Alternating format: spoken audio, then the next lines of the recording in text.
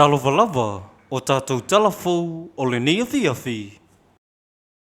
Talata mua, ua whaayaina nei risa mpino le UFC Light Heavyweight Carlos Uperk i le sua whamatai o le seri alofa mai la fionga le bea o le sauninga sa whai le asatona ina te anei ma sa awa Yesu yolo na ainga ma tai o le nuu tai o e kalesia whaapea wo ma e langolangoina na tau mawhainga.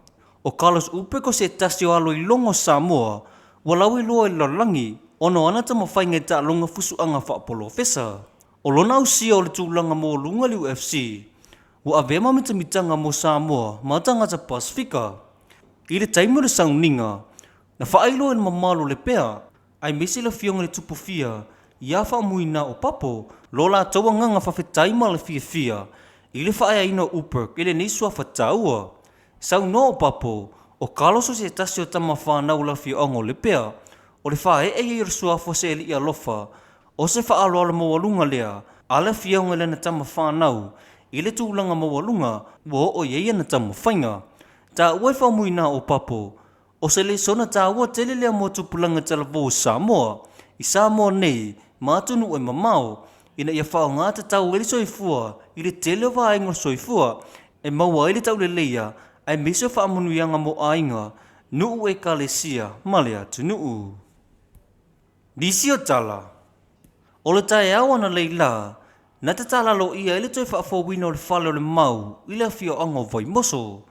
O se tasile ni o pine whaamau e mana tua ele mau a Samoa i le fi nauna o lona sa lo tonga mo sona tuto o tasi a o pule ai nisi o atunu te tele o lalangi.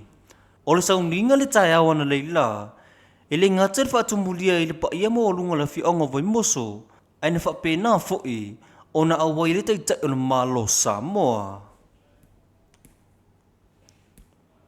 E whaafau tasi o mautinoa o le whaapea o na alo i fwoi se puni le aso tai au i le tu unga lona lua whau tasi.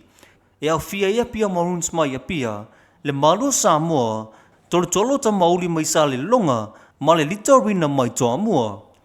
Peita ina whai lor kapiteni o le whau tasi o le telefoni o vai nuu ia le ia tau o le sa Jerry Brunt wata lia le komita whau tasi le la tau talo sanga e tau vai pia le tu unga i la soatai au e whao ngā i la tau fwoi la au Samoa. Dala mulimuli.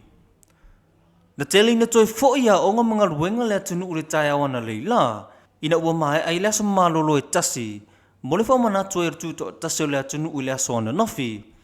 O le tai awana leila na whaatau nu ai niso poro kalame o tuto tasi e a fia i tu unga pao whaatasi ma whaafifianga whaleanga nuu whaalingo whailipu whaapea ima whaalingo sa wali mai whanaua onga. O la fia nā nei e toi whaawawai whaafifianga e lumon maoton malo e whaafifia i niso au siva ai misi ai o alo pepeso Samoa mai atunu e mamao ma Samoa nei. O tai awa whaamoe moe e tawalunga i poro kalame tuto tasi o le nei tau sanga.